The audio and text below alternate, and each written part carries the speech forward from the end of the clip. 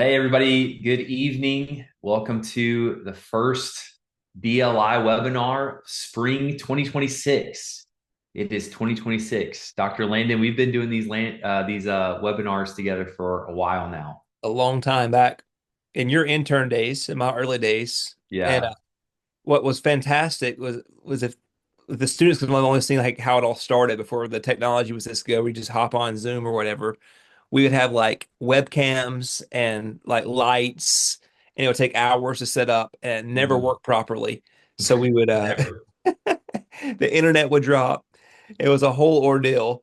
And now we just, open the computer and click play, and here we are. Hop on. Yeah, I remember begging the internet company in Heber Springs, like, is there any way we will pay whatever it takes, and just impossible to get fiber optic or anything out there. Well, Yeah. thanks for hopping in, guys. I know we've got quite a few on. Some of you already know the drill, so you're dropping in where you're watching from. But if you are new, we'd love to just hear from you. Go ahead and comment. We want to make sure that you're watching, letting us know where you're watching from, city, church. Somebody said Brother Suber is back. Yeah, that makes me feel super old.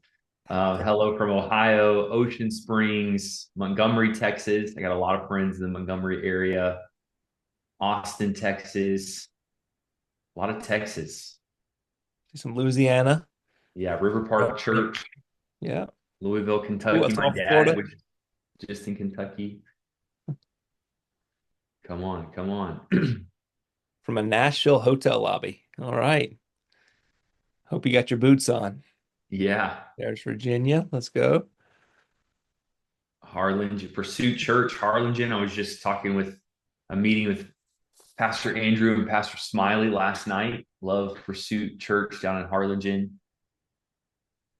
Awesome. Well, you guys keep coming in. I know we'll have a few people definitely excited tonight. We're going to be hearing from Dr. Galloway. And for those of you that are new, we have different guests on every single month. You want to make sure that you put this on your calendar. You should have received all the dates and the invitations, so you can go ahead and mark it down. I know some of you are watching together in groups. Some of you are obviously just watching from your homes, watching from work, wherever you can. But always a great time to be together. We'll spend about an hour or so.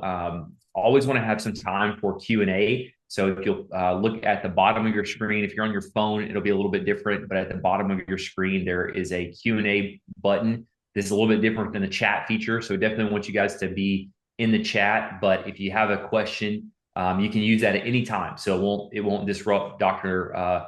Galloway, won't cause any issues. But just go ahead and drop it in there, because what I've found is that you have a great question and then you listen for another 20 minutes and you forgot that question. So as it comes to your mind, go ahead and drop it in there. And then we'll make sure that we save a little bit of time at the end and try to get through all those questions.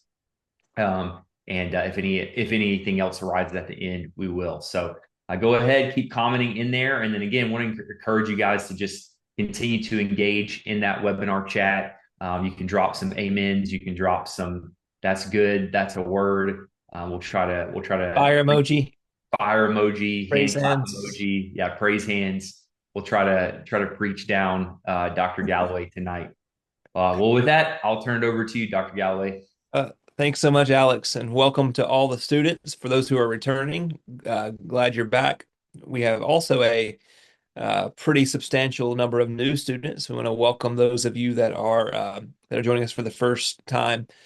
I noticed that we had another big group of students from Compass North, so I want to give a special shout out to our friends at Compass North for being one of our most consistent extension sites and sending students our way. Uh, so tonight I'm going to just hop in, but before I do that, I want to remind those of you who are returning and also to kind of introduce you to those who are just starting of what we're trying to do with these webinars together. Your online curriculum really is designed to systematically take you through study, whether it's Bible, theology, practical ministry. That is kind of the meat and potatoes of the course. It's the substantial part. It's primarily why you can receive college credit for our courses because of the coursework you do online. These webinars, on the other hand, are this is the dessert. Normally, it's is conversations with leaders, very practical, how you can improve, how you can grow, and is here to help you. Uh, with these webinars and with DLI in general, but particularly on these nights we have together, there are four facets that we are always looking to develop. First of all, it's your character. Your character. We believe that who you are is more important than what you do. And so often, biblical education or ministry education focuses on task rather than on people.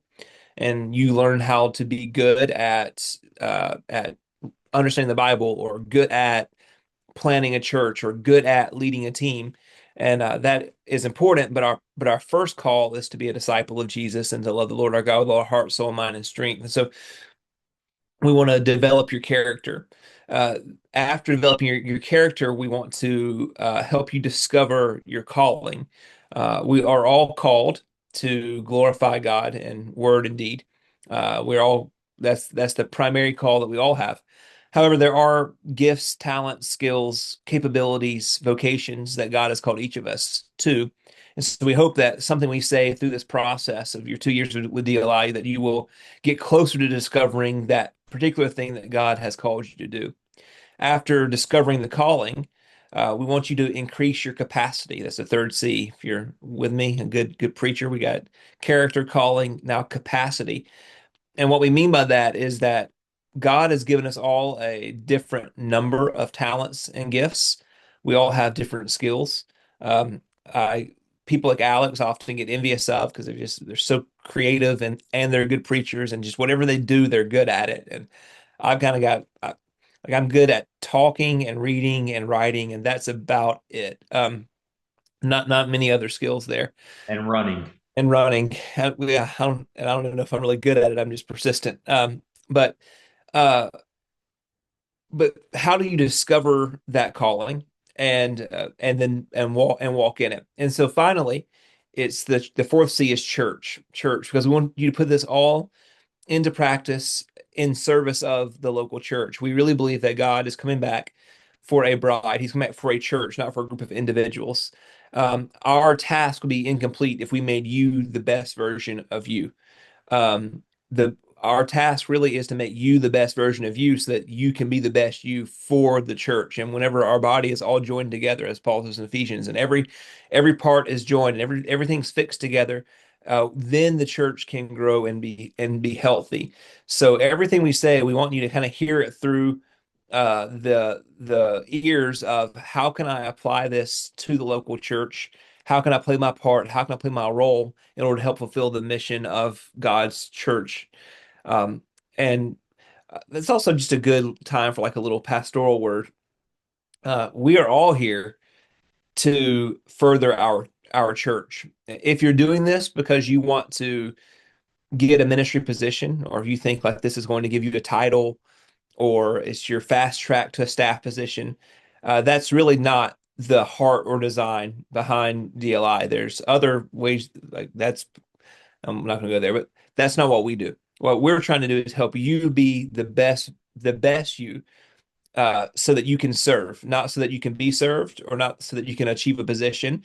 We're trying to help you become the best you, so you can serve your church, and there's no obligation on the church. We're here to help and help the church grow. So, with that said, I want you to keep those four C's in mind: character, calling, capacity, and church. And today I'm going to talk to you that I think will speak to many of these areas. But primarily, if I had to categorize it, it would be a capacity issue. And that is, how can you get the best out of yourself? I also want to give a special shout out to our students from Grace Church, and we got students from both Humble and our Tomball campus. Um, you have heard the first part of this before, but I want you to amen like you have not. Here's the dirty secret: preachers recycle. I mean, that's the that's the thing. So I want to take you to Mark chapter 2. I'm going to read from verse 1. I'm going to read several verses, and then we'll jump off into the text and do some explaining. A few days later, when Jesus again entered Capernaum, the people heard that he had come home. They had gathered in such large numbers that there was no room left, not even outside the door, and he preached the word to them. Some men came, bringing to him a paralyzed man carried by four of them. And since they could not get him to Jesus because of the crowd, they made an opening in the roof above Jesus by digging through it, and then lowered the mat the man was lying on. And when Jesus saw their faith, he said to the paralyzed man, "Son, your sins are forgiven." Now, some teachers of the law were sitting there thinking to themselves, "Why does this fellow talk like that? He's blaspheming. Who can forgive sins but God alone?" And immediately Jesus knew in his spirit that this is what they were thinking in their hearts. And he said to them, "Why are you thinking these things? Which is easier to say to this paralyzed man, 'Your sins are forgiven,' or to say, 'Get up, take up your mat, and walk'? But I want you to know the Son of Man has authority on earth to forgive sins." So he said to the man, "I tell you, get up, take up your mat, and go home." He got up, took his mat, walked out in full view of them all. This amazed everyone, and they praised God, saying, "We have never seen anything like this." This story is powerful for a variety of reasons. It starts by saying that Jesus came home. Uh, we don't know if that means he came home to Capernaum, which was seemed to be a base for his ministry, or there is at least a plausibility, if not a possibility, uh, that Jesus actually had a house. The text literally says that he had come to his house, is what it says literally in Greek. Um, Probably maybe it's Peter's house, but there are scenarios where it could that Jesus actually could have had a house, and if so, quite interesting that if it was his roof that was torn, it might be why he forgave the guy of his sins. It's like, hey, look what you did. No worries, because I'm Jesus. I'm going to forgive you. You will get a bill in the mail, but I do forgive you for tearing a hole in my roof. So, Jesus is in this house, and it's crowded, and the crowd's there, and the man with the mat, he has friends who bring him, and they can't get through the crowd. This really isn't my main point, so I'm going to just kind of hit some highlights of the passage so I can move on to what I really want to talk to you about tonight. But the text doesn't say that; it just says that some men carried him, some friends carried him. In the ancient world, a disabled person would have been the responsibility of their families forever. Uh, and and so when the father doesn't show up to carry the man, whenever I have balloons, so that is awesome. Um, so when the father or the brother should have been carrying the man. Now, when that doesn't happen, we're told that it's just some men. An ancient reader would have read that and wondered why it was only some men, kind of a nondescript phrase rather than saying the relatives or the father or the brother. So they are desperate. They can't get through the front door. They can't get through the back door, the side door. They can't get through the windows, and so they climb on the roof. And as you can read, they dug through. It's not a tile roof that you would tear apart. It's a mud roof that you would dig through. And they dug through, and they got the man to Jesus. Whenever they get the man to Jesus, he looks at him and he says, "Son." So if the man should have been carried by his father and his brothers, and if the fathers and brothers are not there, there is special significance to the first word that Jesus says to him, "Son." It's first and foremost a relational healing that Jesus didn't before he healed his body, he restored him. He called him son. Actually, the only time, and I think there's something to this. I really do think that this man did not have a family to care for him, because this is the only time in all the Gospels that Jesus directly calls someone son. There's a son of Abraham, but this is the only time that Jesus uses the term son to describe someone. And so there's a relational healing. Interesting, I find interesting at least that the man came for a physical healing, but he didn't receive that first. He received relational healing. And then he says, "Your sins are forgiven." Now, in the ancient world, sin was usually, or sickness was usually associated with sin. So if you were handicapped, the underlying assumption of the culture would have been that you did something to deserve this sickness. There's a man born blind. We read about it in John's gospel. And the religious leaders asked Jesus, okay, he's blind, so who sinned? Was it mom? Was it dad? Was it him who sinned? And Jesus said, no one sinned. This was done so that God might receive glory. So the son heals the relationship part, and the forgiveness of sin kind of heals the shame around his condition. That when people saw him about, they assumed that he was a sinner. And Jesus said, look, whatever sin, whether it was yours, someone else's, or just the sin in the world that creates brokenness, that sin is dealt with, that sin is forgiven. And so he comes to be healed. And Jesus, think about this, how crazy is this? So now Jesus says, son, your sins are forgiven. And if I'm the man on the mat, I would say, thank you, but that's not that's not why we busted through this roof. That's not what we came for. But Jesus realized that what the man thought he needed the most wasn't what he really needed the most. He used his physical impediment in order to give him what he really wanted. This is one thing I've learned that Jesus will do.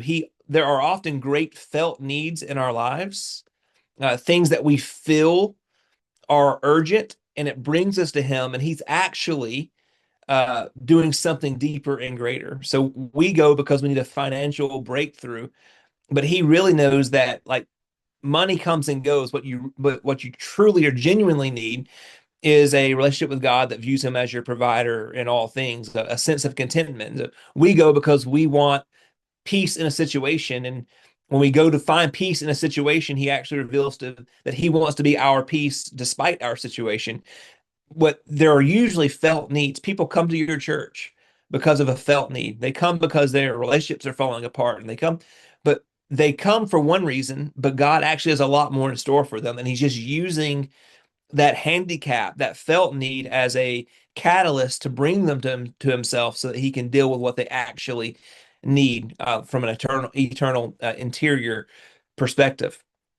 And then finally, after he's restored him as a son, he's dealt with the sin problem, the forgiveness problem, the shame problem. Then he says, "Take up your mat and walk," and heals his legs. Beautiful story. Uh, just just to clarify, I saw several things in the chat. Uh, I'm not saying Jesus had a house, so I don't necessarily. I'm saying that grammatically in the text, it's possible because it says that he came to his house is what the actual Greek says. We don't know if it's really important to you that the Son of Man has no place to lay his head, and you need to be literal there.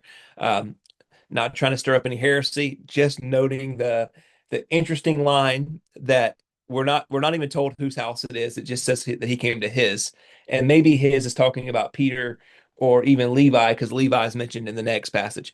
But with that on the side, all this happens, and that's kind of the preach point, right? Like if I was going to preach this, we'd be tearing down the roof. I don't let anybody stop you from God. We would be saying you need the right people in your life that can take you to Jesus, people that can have faith for you and have faith for yourself. But what I really want to turn our attention to is the fact that initially the crowd served as a barrier to the man finding what he needed from God. We live in a world that believes more is better. We need more people. We need more programs. We need more on our schedule. We need more at all times. In this particular story, the more prevented a miracle or served to make a miracle more difficult. And I don't know this for sure, but I'm wondering if even that day, I wonder if there were other people who needed a miracle, but they weren't as industrious as this man's friends. And so they came to get what they needed from the master, but walked away disappointed because they just didn't have a way to get around the crowd. They weren't able to get where they needed to be. And I think often in our churches, that sometimes things are just too crowded, that systems are clunky. We do too many things, and by doing that, we're preventing people from getting what they need. What I really want to focus on is in our own lives, in our own schedule, have we crowded out the possibility of the miraculous? Have we crowded out the possibility of God doing something in our lives? Um, for those that are starting DLI, you're going to find your biggest issue is not going to be the depth of the content. We've got good books, some are more challenging than others. In fact, those experienced students, you can drop the most difficult book that we've had you read so far in the chat. I know that some of the books were difficult than others, but the problem isn't going to be how hard the material is. The problem isn't going to be um, that it's just beyond your intellectual capacity. The problem will most likely be that you don't have the time, that you're just too busy, too much happens. You've set aside a morning to study and your kid gets sick, and the time piece is going to be the piece that challenges you. And what I want to propose to you gently this evening is that it's not that you don't have enough time, it's that you haven't learned to steward the time well that you do have. Um, if you really ever find yourself, and I did this, if you ever find yourself saying, I just don't have enough time, you should go read the biographies of guys like John Wesley, who would just intense, incredible ministry uh, schedule, and then would write deep theological books while riding on horseback between ministry appointments.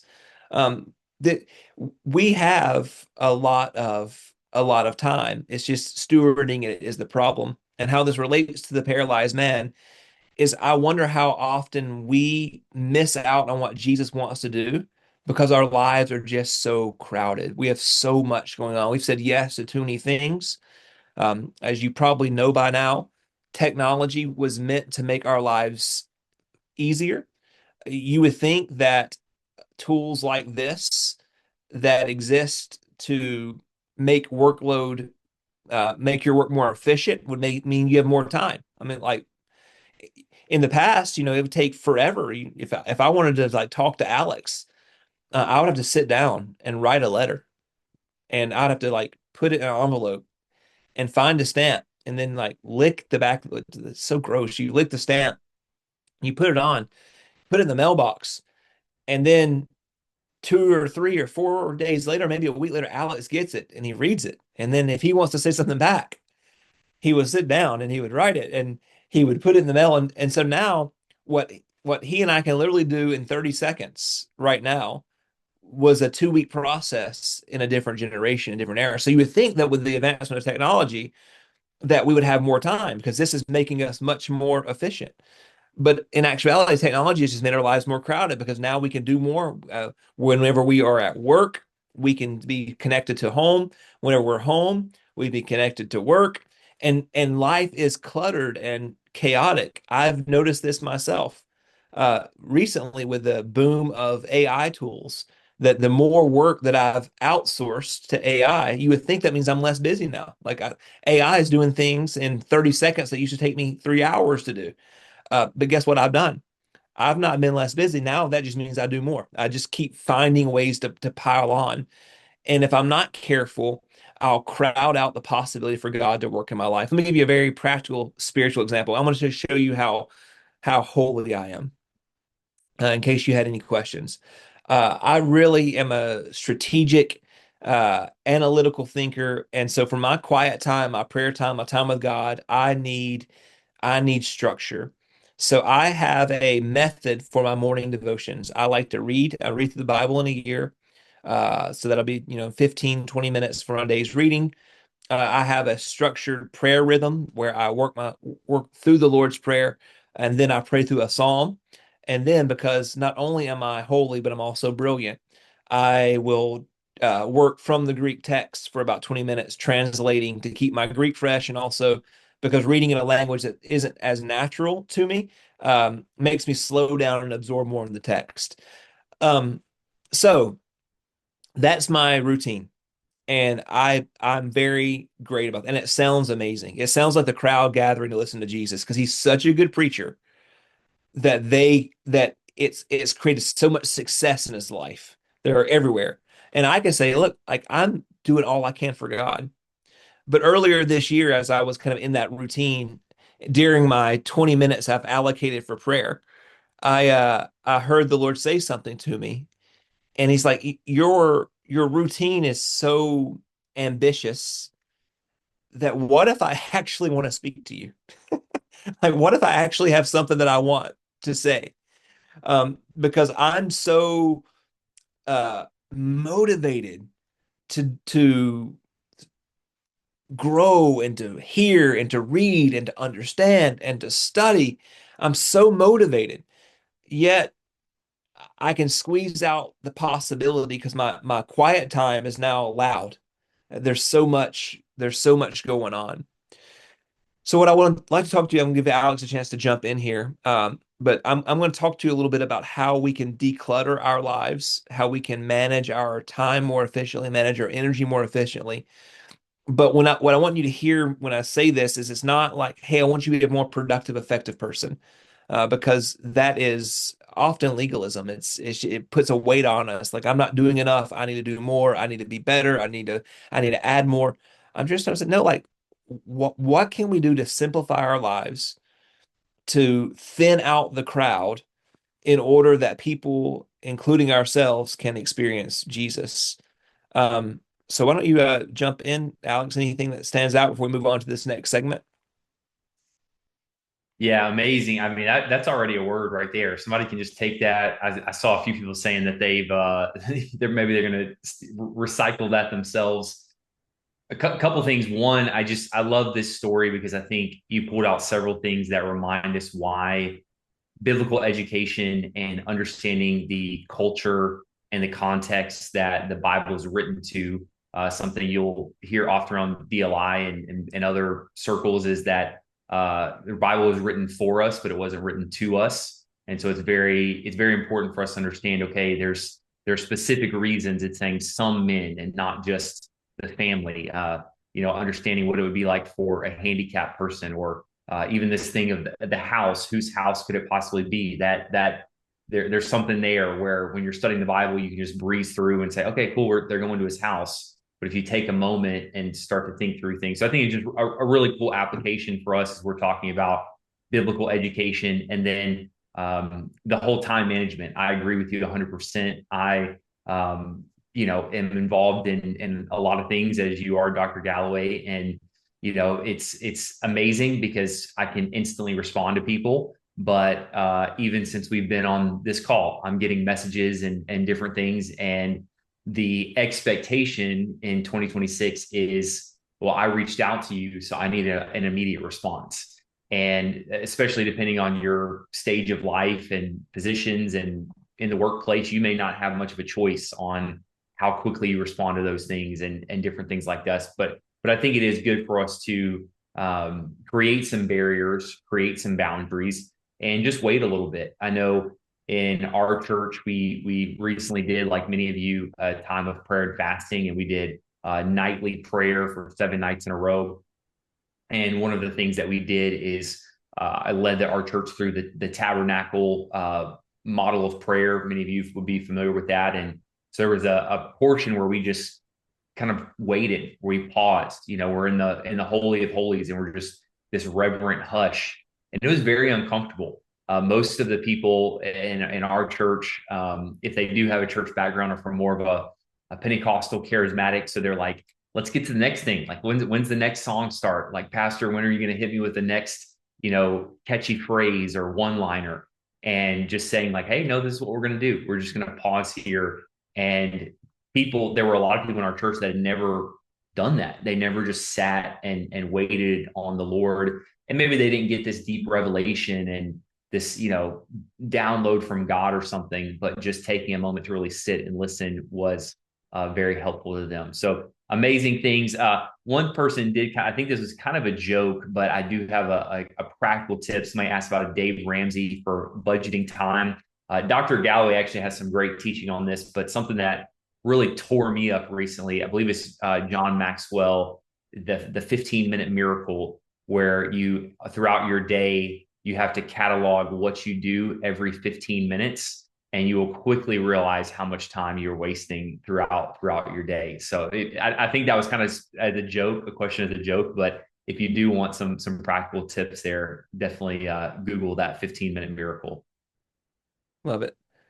And I love just what you said about quiet. I came across an article a couple weeks ago about some scientists are perhaps seeing a trend where noise might be the tobacco of the 21st century, the thing that is all around us, or like cigarettes with tobacco and nicotine, that we didn't realize how dangerous it was. Um, if you think about it, in the ancient world, just say you're alone in the woods and you hear a loud noise, you're neurologically, you're going, like, from a neuroscience perspective, you're like, oh no, that's a problem. Like, that's going to be an issue. It's not, that noise shouldn't have happened. So if our brains are wired to like associate noise with trauma or noise with something bad or danger, Yeah. and we live in a world where that's constantly noisy and there's loud noises all the way around, then Mm, what's that doing to our brains, like 24/7, where we're just constantly right. around literal noise? Yeah, they even have, in a lot of cities now, and even neighborhoods, if you're looking online, like noise pollution, they'll talk about like how much noise pollution. We have a rock quarry about 3 miles from our house, and it's just a low rumble. There's no explosions, there's nothing like that. But especially late at night when the traffic's not going, you can just hear the rock breaking up, and it's just there. And if I kind of ignore it now, but when people come over to our house, like, what's that? What's that noise? And I realize, oh wow, I am hearing that. It's just been such a constant noise that my brain begins to block Right. it out. Which there's probably a whole thought you could go down there. Yeah, certainly. So yeah, so now let's not talk about metaphorical noise, but also just the I'm not literal noise, but metaphorical noise, just all the clutter and distraction in our lives. So let's just I had some other scripture, but I can tell they're tired of the Bible already. No, like, but I do want to have time to get into some practical time management tools and then maybe open up the conversation for questions.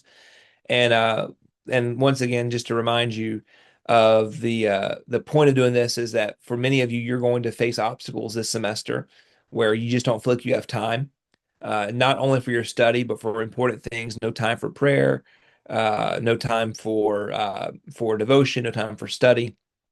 So here are some practical things. Um, just Ephesians 5 was a place I love to go when I talk about using our time well. I got convicted by the chat by skipping over the Bible, so I'll do this quickly.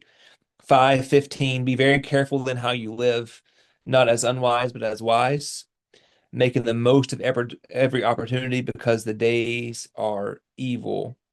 Be very careful then how you live, not as unwise, but as wise, making the most of every opportunity, making because the days are evil. Those two verses, be very careful. The word careful is an accounting term. Uh, the accounting term just means to live analytically, live productively.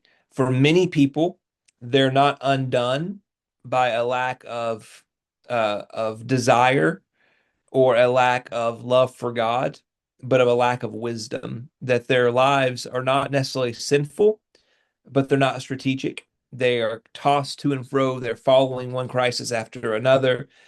So Paul says if you want to live a effective Christian life, you have to be very careful not to live as unwise, but as wise. And then he says, making the most of every opportunity. Other translations would say, redeeming the time because the days are evil. We know that we have limited days. This in Proverbs, we're actually told to number our days, to count them. We have a limited amount of time. The days that we live in are evil. The need is great. And so the call is to make the most of every opportunity. The word opportunity in Latin is ob portu. That's where we get the word opportunity from, is from ob portu, OBPORTU. And that literally means at port. And so the word picture behind the word opportunity is a ship in ancient days, without the navigation techniques that we have today, would have to wait on the tide in order to come to port. So it's sitting there waiting on just the right moment. And so whenever Paul describes the Christian life, it's that you're always at port. You're always looking for the right moment in order to make the right move at the right time. If you've ever heard someone preach on the difference between kairos and chronos, this is the idea behind it. There's an opportune time. So I'm living for those strategic moments in my life. I'm trying to make the most out of every moment so that I can be prepared and equipped to step into everything that God has for me. So how do we do this? How do we redeem the time? How do we make the most of every opportunity? Here's some very practical tips that I've used. I say this uh, I, earlier. I was tongue in cheek about how spiritual and holy and brilliant I am, but I am someone who feels like God has called me to do a lot of things, and so I'm a pastor at Grace Church. I direct DLI. There are 200 of you this semester, which is incredible. My roles at Destiny for the entire network are increasing. I'm also leading master's and doctoral students at Southeastern University. I have about 25 students in a doctoral program and about 12 in a master's program right now that I'm helping lead through to those degrees. I ran almost 3,000 miles last year. I try to read at least a book a week, and I would hope that my wife and kids would say that I'm a present dad, in addition to the preaching and the travel that I do on the side. And all that to say, like, look, there's not a day that goes by that I don't go, man, I squandered time. I wasn't wise. I got distracted. I allow myself to uh, allow myself to lose focus. So this isn't like, hey, be like me, but it is what I'm learning in this season of life that I'm in, to steward the opportunities that God has given me. There have been a lot of opportunities, and everything that I do, I really feel like these are things that God has called me to do. And so how do I make the most of that? Here's some practical things that you can keep in mind. First of all, recognize your energy zones. Everyone talks about time management. Too often we don't talk about energy management, and that is, how do you do what's most important when you are at your best? Carey Nieuwhof wrote a book called At Your Best, and this is his primary argument. And that is that whenever we all have different times of the day that we're at our best, where our mind's working optimally. And what we'll often do is we don't recognize that, and so we're not putting our best hours towards our best task. So I'm a morning person, which means if I have something important to do, I need to write my sermons in the morning. I don't need to open my email and get distracted by back and forth responses first thing in the morning. I have to answer email as part of my job. I'll do that, but I'm probably not going to do that when I'm at my best. Alex is a very strange person. He's a night owl, or at least he used to be. I don't know if that's changed over the years. Kids change you. Kids Kids change change you. Okay. So it's we all have different zones, but it's recognizing here's where my mind's most clear. I need to read, I need to study, I need to focus whenever I can, to the extent that I can control my own schedule. So uh don't waste your morning hours or your prime hours on things that aren't important. Uh, so recognize your energy zones. Like, when are you at your best? And that will really help you make the most use of your time, because there are tasks that when you're at your best, you can do them in an hour, and when you're not at your best, oh, I've taken 6 hours to write a sermon in the afternoon that I could have written in 2 hours in the morning if I was at my best. So when are you freshest, and then put the most important things you have to do in those zones. Um, Here is another one. Learn to say no. Learn to say no. Um, no is a complete sentence. You don't even have to explain why you say no. We're so used to saying yes that when it feels weird to say no, but Not every opportunity is your opportunity. Uh, life, especially if you're aspiring to ministry, and aspiring to grow, you don't grow with your yeses, you grow with your nos. Because every time you say yes to something, you're saying no to 1,000 other things. By me saying yes to being with you guys tonight, at 6:30 to 7:30 Central, I'm saying no to spending time with my family. Like I ate dinner early, so we didn't have dinner together tonight. Alex stepped out of a family dinner early as well. Not trying to get any sympathy, but if you do feel bad for us, we will put our Cash App in the comments so that you can bless us for the sacrifices we're making this evening to do this. Um, but the point is that we have to realize that when I say yes to something, I'm saying no to other things. So every yes or is 1,000 no's. And so I have to learn what I can say no to. And this works out different for different people. We all have different levels of control when it comes to our calendars. But for me, I have work days where I say no to meetings unless they're by my pastors or my bosses. So if they request a meeting, I'll say yes. But tomorrow is a work day, which means like it's a work on it day for me, not a work in it. A work in it day means I'm doing all the tasks. A work on it means that I need some space to not just do the day to day, but to think about the big picture. And so tomorrow's a work on it day where I've got important tasks. So if someone said, "Hey, can you meet tomorrow?" I'm probably going to say, "I can't tomorrow. How about Thursday? That's another day where I'm available to take meetings." Um, but the point is we all have to learn, well, okay, I can't do this in the season. I can't read every book. I can't go to every restaurant. I can't watch every show on Netflix. I can't.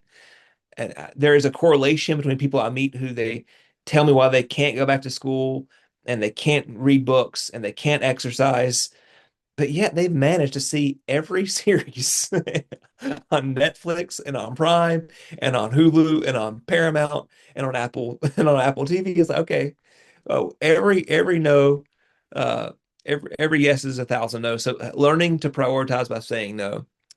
Here's something that really help you get it out of your head. Write it down. You can do this in an app like Todoist, or you can do this on a Apple Notes or on Evernote or on Google Sheets or on a good old fashioned planner, which is what I've went back to this year. Just write it down. So if there's a task that I know needs to be done, I need to put it down because what happens is whenever I don't write it down, it just takes up space and it's a waste of time and energy whenever I don't write it down. Um, we often uh, overthink our systems, or some of us do. We make it way too complex. We try to have the perfect task management system, but whatever it is, we need to just put it on a napkin. So I need to be able to write down what I need to do. Then whatever that task is, whenever it's written down, break it down into actionable steps.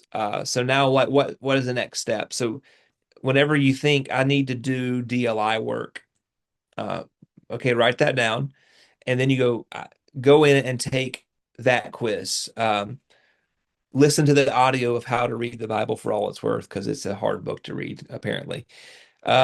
Try your best to not just keep it generic, but okay, what do I actually need to do to accomplish this? So I'm going to write it down. I'm going to break it down into smaller steps. A couple more, and then we'll open up for some conversation. Uh, Learn to prioritize the important over the urgent.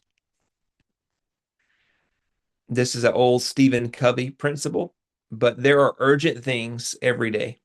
Um, the challenge with our smartphones is that now a lot is urgent. If I get a text message, my brain interprets uh, that I need to answer right now. If I'm writing a sermon, though, the important thing for me to do is to finish the sermon, but it doesn't feel as important because my Bible's not sending me notifications. It's not saying ding ding ding, hey, look at me, look at me, look at me. Instead, the phone is. Um, And so often we wake up in the mornings and we never get important work done because we just start putting out fires from the moment that we wake up. We check our email, we get on social. Um, if you are a person that follows the news, you wake up in the morning, you check a news site, a news source, and you just get angry. And now the rest of the day you're scrolling, trying to justify your anger even more. And the work still hasn't got done. You still have to take that quiz. You still need to do your reading, but instead you've just allowed yourself to get sucked into the tyranny and to the tyranny of the urgent. There's four quadrants if you haven't read Stephen Covey. There are the things that are urgent and important. Um, so there are four categories. I should have put this on a continuum for you to see, but there's urgent, there is important, there is not urgent, and there is not important. So the things you want to prioritize, do the very first is urgent and important. So identify what are the 1 to 3 things today, never more than three. What are the 1 to 3 things today that really need to be done, and it's important that I do them? Urgent and important. Secondly, is the important but not urgent. These need to be on your schedule.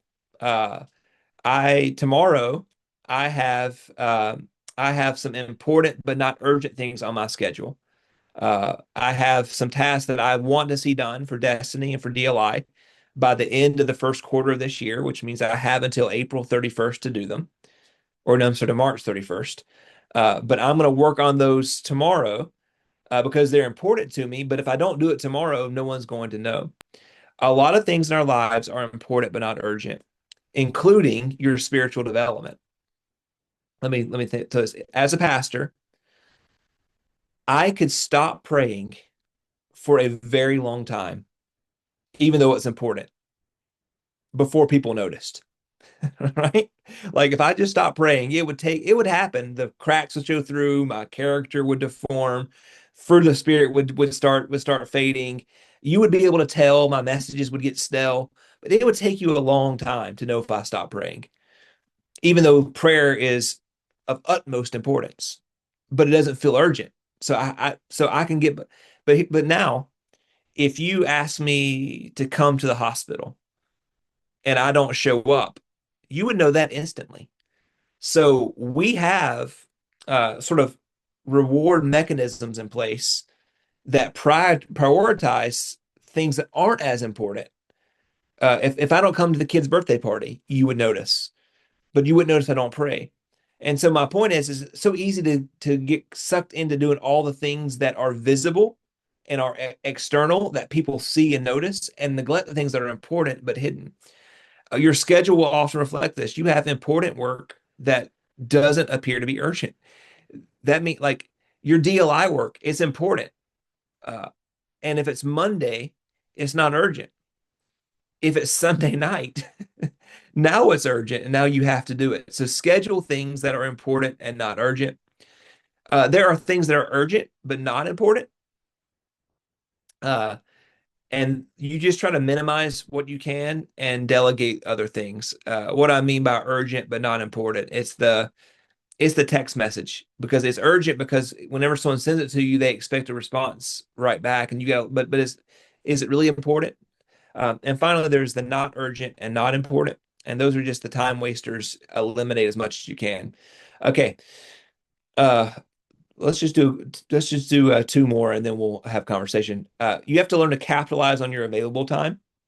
Uh, you will not get more time in your day, but you can learn to capitalize on the time that you have. This means that this is redeeming the time. If you got to commute, um, I live in Houston. Alex is in Austin. That means that whenever we go anywhere, it's 30 minutes to go anywhere. And so whenever you go somewhere, that means like, okay, that's podcast time, that's listening to the Bible time, that's catching up on phone calls time. Um, it's learning to, if you got to go to the doctor, you bring a book with you. How do you find little times throughout the day and fill those with the time that you have, rather than trying to create blocks of time? From some of you are like, man, I'm not going to block an hour a day to read. My kids are zombies. They get up at 5 a.m. I've got a full work day.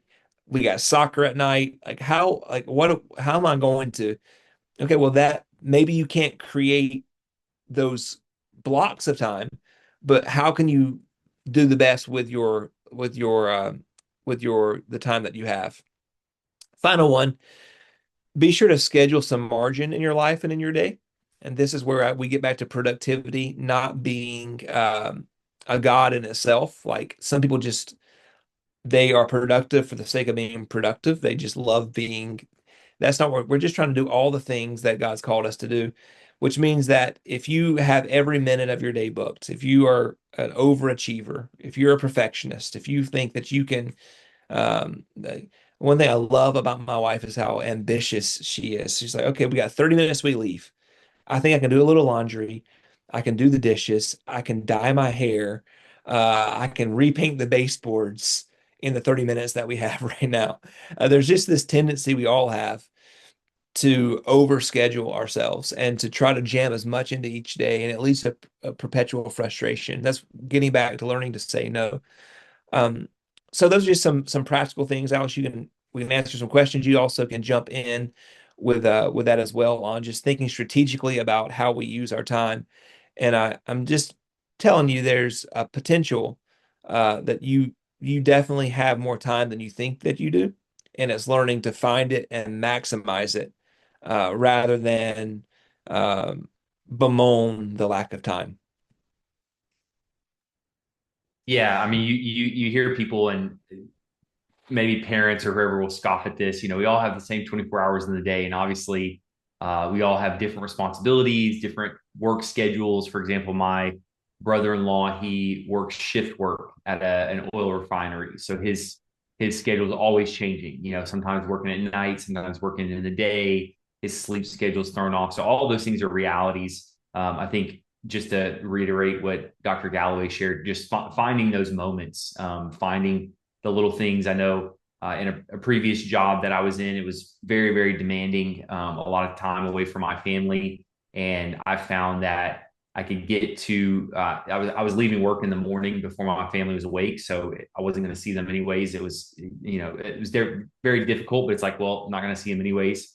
And so I'd get to the, park at work about 30 minutes early. And that's where I could find some time to do my Bible reading, do my devotional, different things like that before I got home to, the craziness of after work. So finding those little moments, I think for all of us, just practically, and I'll be the chiefest of sinners here, that the phone is going to be the biggest time waster for us. There's a very alarming TED talk, and I don't have the title of it, but they essentially did a study on 18-year-olds today, how much time they will spend, not just on media totally, but just on like scrolling and social media. And, a large portion of their life, as it's predicted, will be spent just scrolling on social media. So not necessarily podcasts, not necessarily even TV shows, but just scrolling.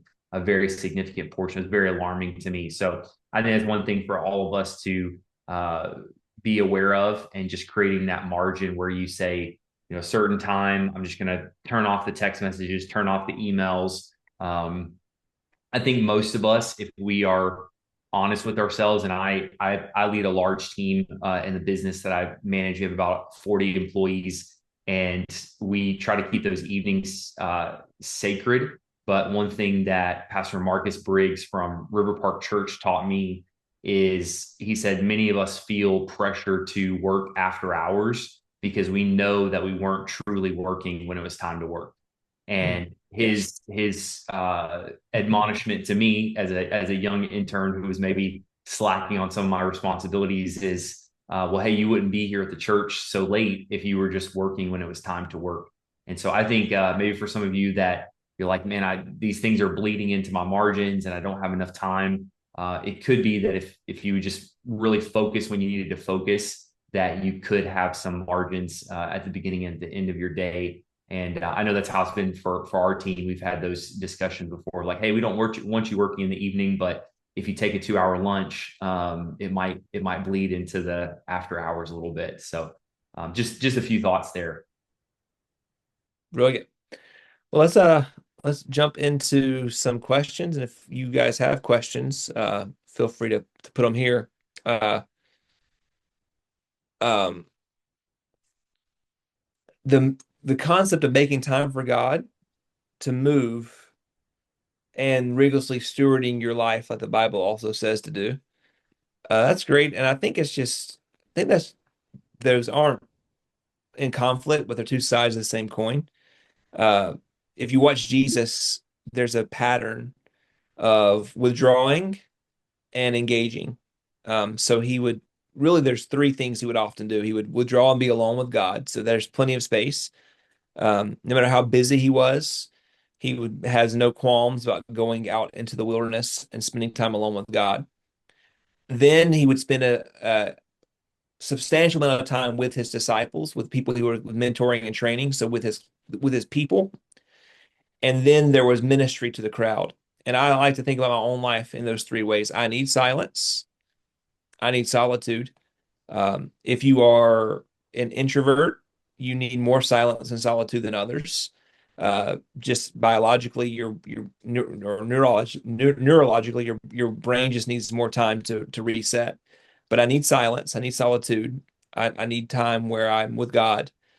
I need time with my people, not with everybody, with my family, with a group of people that I feel like God has called me to disciple and to walk closely with. A handful of people that I feel like I need to be present to. And if I'm always saying yes to the crowd, then I not only neglect my solitude, but I neglect the people that I'm called to spend the most time with. For Jesus, that was his 12. For me, it's my family and a small group of friends and people that I consider to be responsible for mentoring and discipling. And then there's also the crowd. And depending on your personality and your preference, you're going to gravitate one way or the other. You're going to love the crowd and the busyness, or you're going to love solitude. And Jesus just shows us this perfect rhythm. So I think it is making time. You need some mornings that are slow and just, God, what do you have for me today? And there are other days where you hit the ground running. You go like, okay, God, I got a lot to do today. Uh, that's how I would say. Anything you would add there, Alex? No, I think you hit it right on the head. I think it's easy for us to swing one way or the other. That you have the it's very easy, I think, for some of us. I think I would probably lean more this way. It's easy for me to be in the crowd and go a little bit less deep with people and stay more surface level, but you need those people that you can stay uh deeply connected with. But then on the flip side, if we only keep the few of us and we kind of keep our little clique together, sometimes that can be harmful to the mission and the things that God's called us to do. So it's a good balance for both. Great. Um, so next question is, how important is it to write down commitments of what we like to change or add? Um, yeah, I think writing things down are really important. Just whenever you write it down, it's a reminder. It makes it more real. Um, One thing when it comes to changing or adding is that um,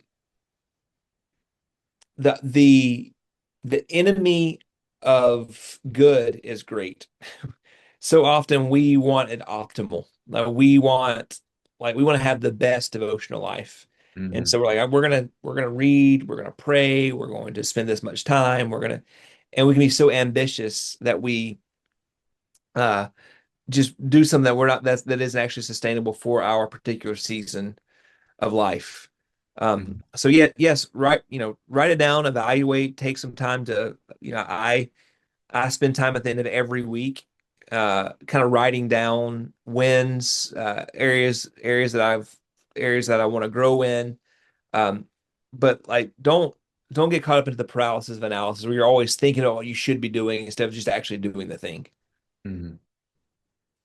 I think that's great. I think that there's become a whole industry on optimization. And I know you really kind of sparked this in me, Dr. Galloway, but like I got away from a lot of the fancy apps and just went back to the Apple Notes. And Yeah. uh, I actually have, it's right over here. I won't grab it, but a very simple notebook that I do the top three every day. Just like keep it Yep. simple. It doesn't have to be a color coded and all these different, because that's my tendency. I want to go super far, label this, all those different things. I will say, David, I'm big on like a calendar, and so I'm a big Google Calendar guy, and so I will, like Dr. Galloway said, just put those things at the end of the week. So if I know that I need to spend some time on a specific task, I'll basically put a meeting for myself on my calendar and then put what that task needs to be so that I can work on it during that time. It's also helpful if you guys are in the workplace and other people have access to your calendar. That way, people aren't scheduling things where you need to be working on the important things, as Dr. Galloway said. Yes. Calendar blocking for those of you who have the ability to do that. That's where like so tomorrow morning, for example, uh I have planning on writing a sermon from 9 a.m. to 12. Like that's what my morning is tomorrow. So if someone says, "Hey, Landon, are you free at 10 o'clock tomorrow?" I could say, "Let me check my calendar." No, I actually have an appointment. They Yeah. have to know it's with myself or that it's for work. But if things are important to you, yes, you got to put them on your calendar. That really helps a lot. Hey, Alex, do you have any tips for people with ADHD? Do you know like, or maybe to keep it broader for a broader audience, just people that have a tough time focusing in general? Lots of prayer, lots of Yeah. prayer. I think it's different for everyone. So for those of you that don't know, I have diagnosed with ADHD. I know a lot of people say, "Oh, I have ADD or ADHD," but I actually have diagnosis. I've been on medication before for it, not currently on medication for it. I think the things that you talked about, Dr. Galloway, are just vital. One thing I don't want to show too much because I don't want to give away, but I actually have, and forgive my mess over here, I'm exposing myself. I have a sticky, you can get this on Amazon. It essentially makes your wall a whiteboard, and I will write down big things on this whiteboard. It's on a list. It's on my, I use Asana for all my to-do list, but the big things I actually put on this board, because one of the things with ADHD is if something's not in front of you, you can forget that it exists. And so even to the extreme, even relationships, different things. You're like, oh, I haven't thought about that person in months. I love them. I love being around them. We haven't seen them. And so I won't get into all of that, but that's been very, very helpful for me. So I have all the digital stuff, but if you have like a little whiteboard or sticky notes, that's been very helpful to me to where I don't have to log into an app. I don't have to log into my web browser. It's just every day when I come sit down, I see, oh, we've got, DLI webinar. I've got, this speaking engagement. And then it just prompts me, okay, let me now go back to my actual where I have all the details written out. So that's been very helpful for me recently. That's great. Uh, a great question by Carlos here. How do you say no nicely in a way that shows you value? And I think I was laughing when I saw from Carlos because we uh, we shot for the moon and invited Carey Nieuwhof, a very popular podcaster and speaker, to the Destiny Gathering this year to see if he'd speak. And here's the Yeah. email I got today. So, Carlos, this is how you tell people no in a very nice way. Hi, Landon. Thanks for reaching out and inviting Carey to join you for the Destiny Gathering 2026. Carey appreciates the invitation and considers it a true honor to be invited to join you. While he would love the opportunity to lend his support, he is unable to because his schedule is brimming with numerous significant projects and responsibilities that he has committed to fulfilling in the upcoming season, which requires his full focus and attention. Thank you for the invitation to join you. We deeply appreciate it and wish you only the best as you gather this incredible Great. group of leaders. We're That's great. cheering you on. That is how you say no nicely. That's You, so Canadian, so yeah, it's polite. such a master class, right? uh, no, whenever you say no, what I generally do is if I say no, I find out, well, what can I say yes to? So, um, can you meet this week? I would love to, This week's tough. How about next week? Um, if I really don't want to do it, I was like, well, how about a month from now? I'm just kidding. No, like you just kind of, every time that someone asks something of me, I try not. What can I say yes to? If it's not in person, maybe it's a Zoom. If it's not a Zoom, maybe it's like, hey, just send me an email. We can talk about it. Or I do my best to find what I can actually say yes to. Um, I'm sorry. I would love to serve every Sunday in that position. I've just with my other commitments, I don't think I can commit to that. So what about once a month? Can I like so I have to find what I can actually say yes to. Last thing is a question I actually know the answer to. Can you tell us more about what the gathering is? Yes, I can. It's an incredible conference, June 2nd through 4th in Spring, Texas this year. It's where all the Destiny family comes together. We'll have great worship, great fellowship, great services, good speakers. It's always a party. If you are finishing the second year of DLI, you'll actually graduate at conference. So you can find more online. But that is basically what the gathering is. It's our annual conference. So with all this talking about making good use of the time, we are 6 minutes over. So I think we should honor our commitment, let you guys get back to your studies. I apologize. We've taken advantage of this extra 6 minutes, but this has been a lot of fun. And I hope that you have enjoyed it and you found something practical that you can put into use. Any closing words, Alex? No, just honored to be on here. I hope I could add a little bit of insight. I feel like you dropped the truth bombs, and then you're like, Alex, what else do you have? So, what you said, ditto. No, thank you, all of you, and especially for the new students. So excited for you guys. Maybe you're hopping in. It's the second day, and you feel a little overwhelmed, but I just know that this is going to be a great experience for all of you. And for those of you that are wrapping up your fourth semester, excited to see you graduate at the gathering. I know I'll be there. And so, yeah, excited to just see all of you step into whatever next God has for you. All right. God bless you guys. Talk to you soon. Take Bye-bye. care.